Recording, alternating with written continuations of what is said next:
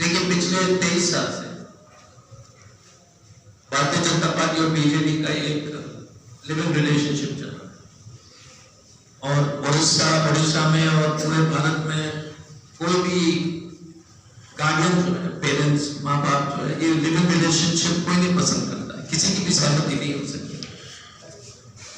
तो इसलिए कांग्रेस के सीनियर लोग ने बैठ करके बोला, सोचा कि ये ठीक नहीं है समाज के लिए। हमें अफसोस है कि ये 23 साल से लिविंग रिलेशनशिप है, तो हमने कहा कि हम इसका शादी करा देते हैं ताकि समाज में बदनामी नहीं। तो हमारा सिर्फ यही समाज को बचाने के लिए, हमें कोई वैसे कोई आपत्ति नहीं, इनकी मान इन्हीं की इज्जत बचाने के लिए, बीजेपी और बीजेडी की इज्जत बचाने के लिए हम ये सब करते हैं।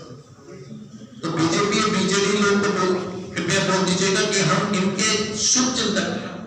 समाज में बदनामी हो रही है, हम बदनामी नहीं चाहते। इसलिए शादी का जो है एक औपचारिक आज कार्यक्रम है और पिछले 23 साल में 7 फेरा जो पहले जो बीजेपी जो है 7 फेरा के जो काम किए उसके बारे में जानकारी दूंगा।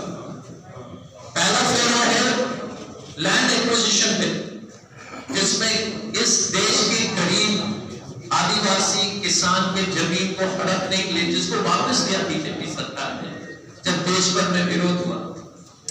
आपको याद होगा राहुल गांधी जी ने जो एक मुहिम छेड़ा था, उस समय बीजेपी ने गरीब के जमीन को सस्ते भाव में लेने का जो षड्यंत्र था, बीजेडी ने बीजेपी को पार्लियामेंट में सपोर्ट किया। तो ये हुआ पहला फेरा।